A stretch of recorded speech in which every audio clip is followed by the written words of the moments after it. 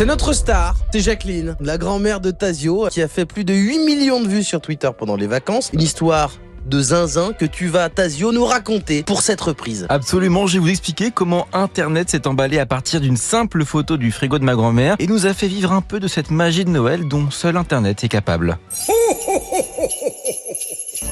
Tout commence le jour du réveillon de Noël. Tasio vient de sortir du lit et il mange son petit déjeuner en discutant avec mamie Jacqueline. Mais d'un coup, en face de lui, le frigo attire son attention. En fait, sur ce frigo se trouve une carte de France, mais pas n'importe laquelle. Une carte de France en magnets, si vous les connaissez certainement. D'ailleurs, ce sont ces petits magnets de région qu'on trouve dans les paquets de nuggets ou de cordon bleu. Ouais. Ma cousine, en fait, elle mangeait que ça quand elle était petite. Alors, la carte de France en magnets, ceux de ma grand-mère, est presque complète. C'est pas vrai. Et le truc, c'est que c'est ultra rare de voir ces cartes à un stade aussi avancé. Généralement, ça se limite à quelques départements qui traînent mollement sur ton frigo. Oui, t'as 32 fois la Creuse, genre. Exactement, le même aimant à chaque fois. Exact.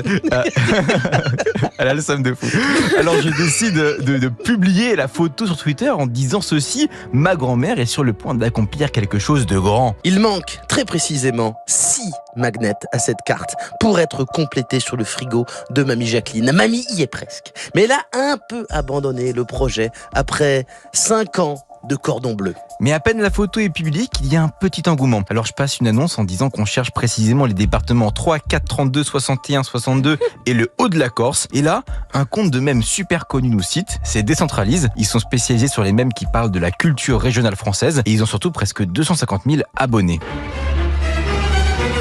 C'est à ce moment-là que ça devient n'importe quoi. Internet va faire du grand Internet. Des centaines de personnes partagent mon post, le commentent en disant à quel point ils trouvent que ma grand-mère est mignonne et veulent qu'elle termine sa carte. Puis les centaines se transforment en milliers. Les comptes anonymes deviennent des influenceurs aux millions d'abonnés comme Link ou Arcunir. Et même des personnalités publiques comme Valérie Damido et Yvan Le Bolloc se mettent à le partager. Mon petit post qui faisait 1 millier de vues en fait aujourd'hui presque 5 millions. Et forcément, les propositions affluent dans ma messagerie. On trouve des personnes prêtes à nous envoyer les magnets manquants quelques heures seulement après la publication. Et même si l'engouement a continué jusqu'au lendemain, on a fait une petite vidéo avec ma grand-mère pour remercier tout le monde. C'est la magie de Noël en vrai. C'est la magie de Noël. Ma petite fille va être contente et moi aussi.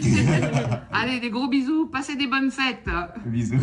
Oh, et alors du coup, grande question, est-ce qu'elle est complète la carte de mamie Jacqueline aujourd'hui? Bah écoutez, une semaine plus tard, l'affaire était conclue. Ma grand-mère m'a envoyé une petite photo ce week-end et que j'ai publiée d'ailleurs sur Twitter pour remercier les gens. On y voit la carte complète sur le frigo et les gentils mots que les gens lui ont envoyés par la poste avec les magnets, c'est super cool. Ma grand-mère elle-même, d'ailleurs, on a écrit un pour remercier tout le monde et elle est d'ailleurs sur la photo avec un petit masque FFP2 pour rester anonyme, mais elle a quand même dessiné un petit sourire dessus. Voilà, bref, trop mignonne. Et là encore, Internet s'est emballé, le post a atteint le 1 million de vues, encore une fois. Et le média Hugo Décrypte en a même parlé dans ses actus du jour sur TikTok. 5e actu, une grand-mère a réussi l'impossible, compléter la carte de France des magnets que l'on trouve dans les cordons bleus Le Gaulois. Son petit-fils avait demandé de l'aide sur X pour terminer la collection. Bravo à elle. Mais non, mais arrête.